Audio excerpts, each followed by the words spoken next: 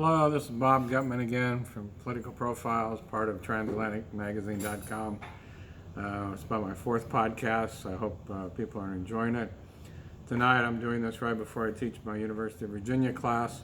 Brilliant students studying American politics, and in the fall I'm teaching American foreign policy, and I'm teaching another class at Johns Hopkins on will be on the debates in the fall and pre-primary campaign.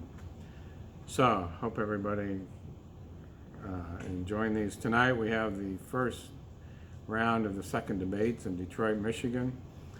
I think most of the people in the country are on vacation or probably won't be watching, but if you watch CNN, they're talking about it all day long. So before we get to the debates, I've been covering presidential politics for 40 years. I've been on 2 presidential campaigns, numerous governor's races and Senate races. I ran for the U.S. Senate in 1986.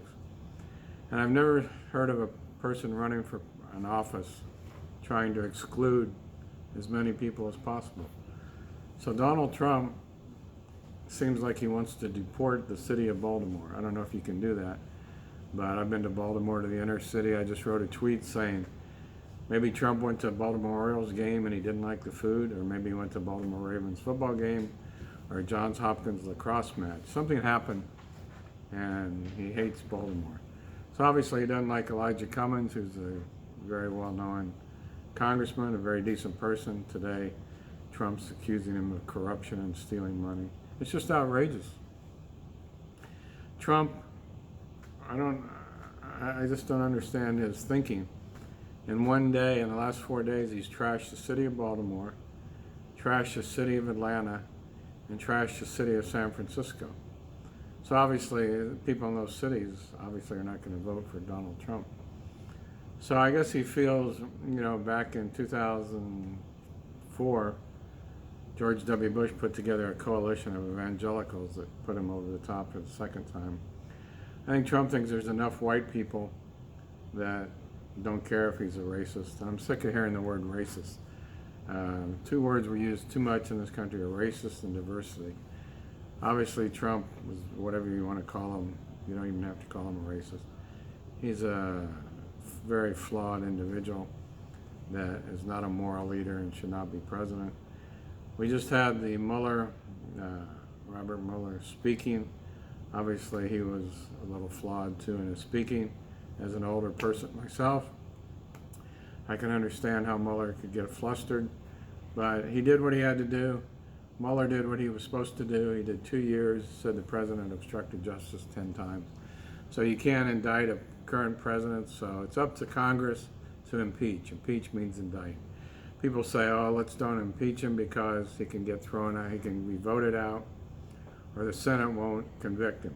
That's not what the Constitution says. The Constitution says if you see somebody has committed high crimes and misdemeanors, or there's evidence or can be evidence of high crimes and misdemeanors by the current president, you go to impeachment. We now have about 100 Democrats who want to impeach the president. Go ahead, do it. The Democrats, Nancy Pelosi, right after Mueller spoke, she should have said we're going to have impeachment hearings. They lost the ground to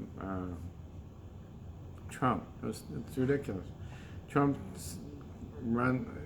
Everybody is scared of Trump. You don't see any Republican speaking out. I mean, my God, Cummings is a member of Congress. How many Republicans are standing up for him? It's just outrageous. I've never seen anything in my 40 years covering politics or teaching politics where a president really lashes out at a group of people. Black cities, now he's at Al Sharpton, Congressman Lewis in Georgia. I mean, how do you win? I mean, your base is 39-40%. So you trash minorities, and somehow that's going to get you to the White House? It's shocking. But if people don't stand up and people don't go out and vote. So before we have the voting, I think we should go ahead with the impeachment hearings. There's enough evidence that Mueller has given us. Just because Mueller wasn't that dramatic in his speaking, he has a report. We have the report. Take it, Congress. This is your duty. Start impeachment hearings. Impeach the president if you have enough. If you don't, throw it out. If it goes to the Senate and things are bad enough, maybe somebody will have profiles of courage on the Republican side. We haven't seen too much of it. So go ahead with impeachment. That's my view. The other thing is Democrats get people registered to vote. You know, if you look at how Trump won Wisconsin, Michigan, Ohio by small amounts, the election can go the other way, but it's not a slam dunk. If Democrats don't have any candidate yet, and if they keep moving farther to the left, people will vote for Trump because they don't want to go to that far to the left. So tonight we have the debates.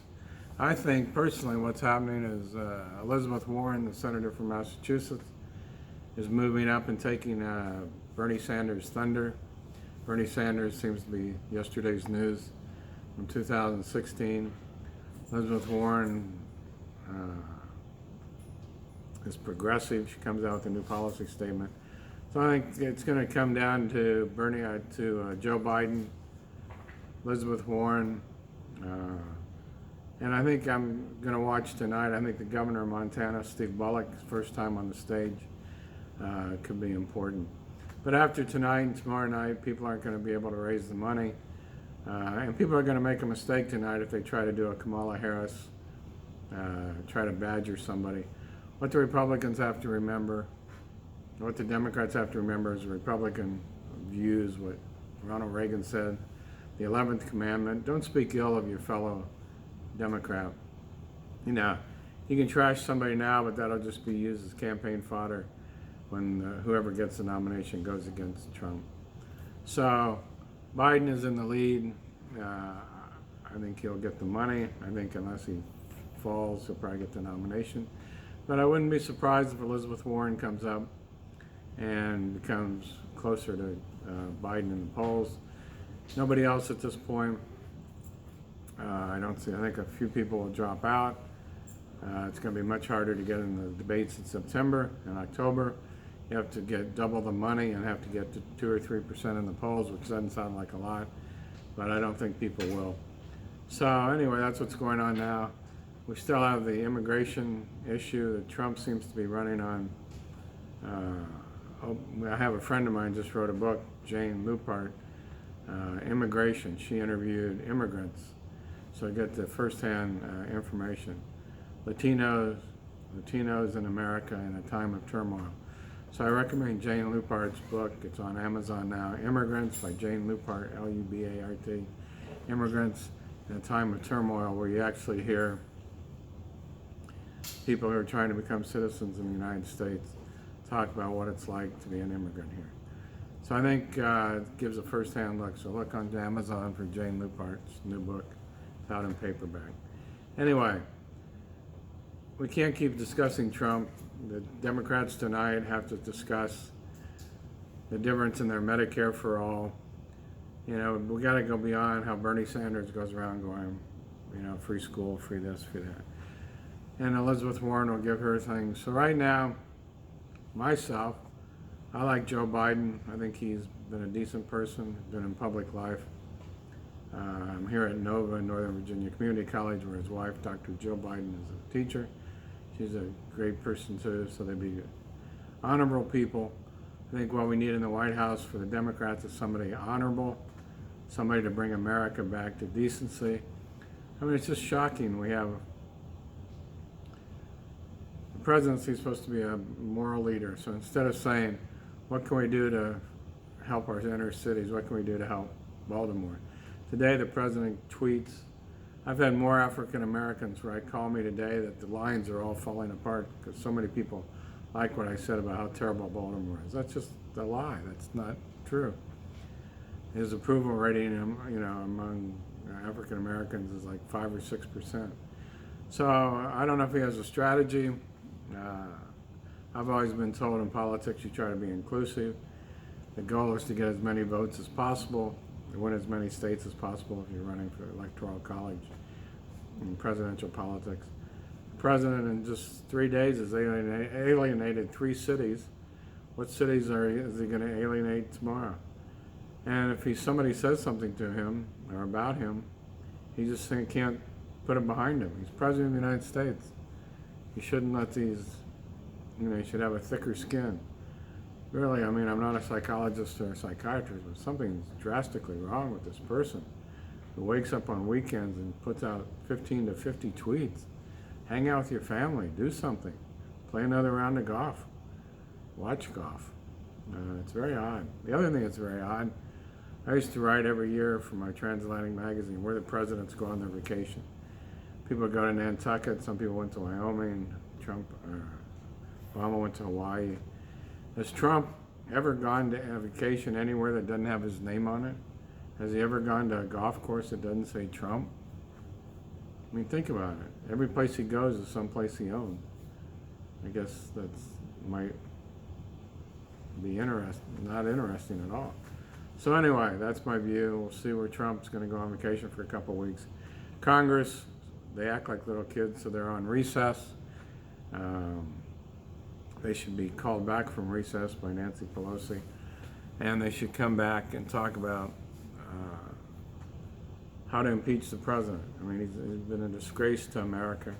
He's hurt our image abroad. Mueller's given 10 instances of obstruction. They can probably find more. Our Saudi Arabia policy is all based on, everything Trump does is based on money. It's just totally shocking.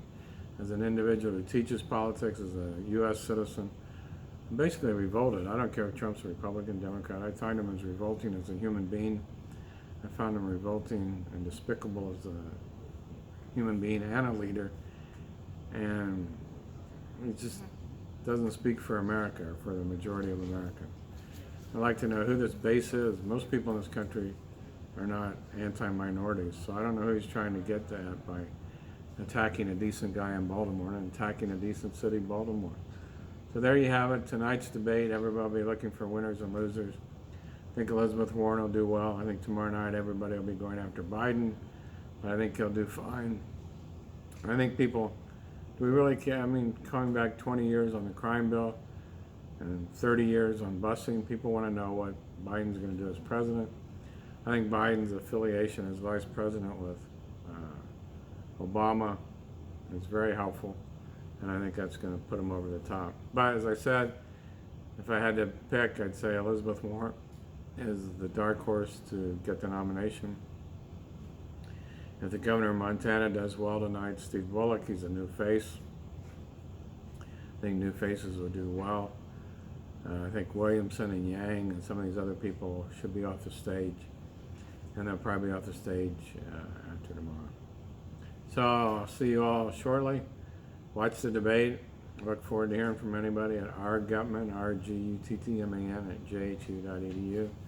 Look forward to hearing from you. As we used to say in Indiana and Chicago, vote early, vote often. So when you do that in the next election, maybe you can do that and we can see. If Trump's not out by impeachment, maybe he'll be out by the election. But we can't be, I'm not speaking as, I'm trying to speak objectively. We need to get, with 4 more years of this person in the White House, we'll disgrace him. America will make it through because we are tenacious. But he's a disgrace to the country and to us abroad. Thank you and good night.